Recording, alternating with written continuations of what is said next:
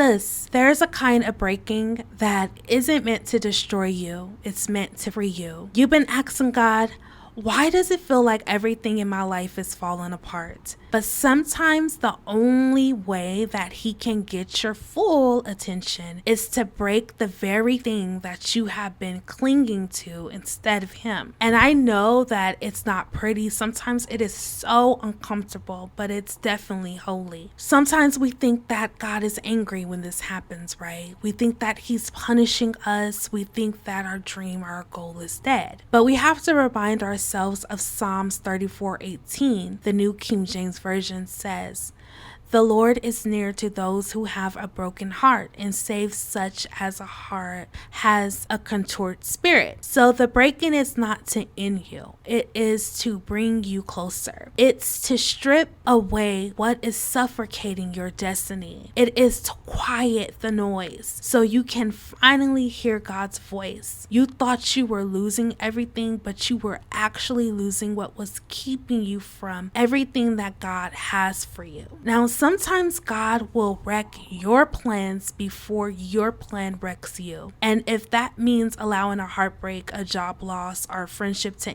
end, God will do it. Now, Proverbs 19:21 says, "There are many plans in a man's heart. Nevertheless, the Lord's counsels that will stand." When you keep running towards something that God never approved, he will allow it to crumble, not to punish you, but to protect you. You may call it a breakdown, but God calls it a breakthrough in disguise, because that moment you hit the floor is often the moment that you finally look up to heaven and you finally get on your knees and pray and ask God for direction, right? Now, the thing about purpose, right, it rarely comes in comfort. It often comes in crisis or chaos or destruction. Look at Moses. God called him after he ran into the wilderness. Look at Paul. God blinded him before he opened his spiritual eyes. Now look at Jonah. God let him sit in the belly of a fish until he was ready to listen. Now Psalms 51:17 says,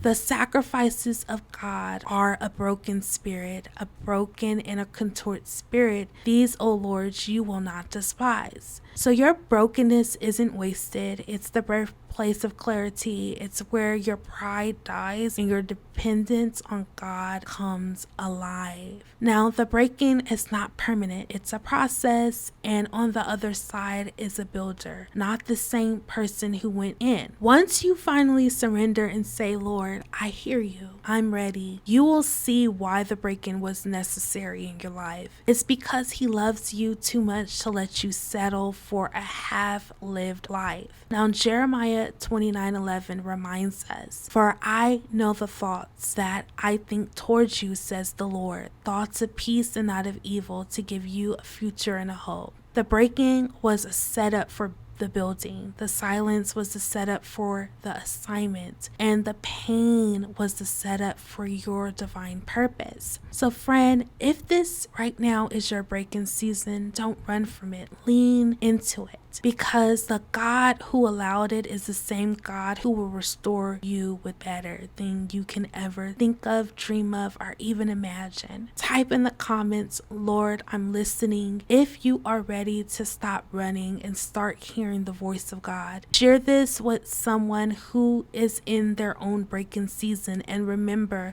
the breaking is never the end. It is the beginning of the real you.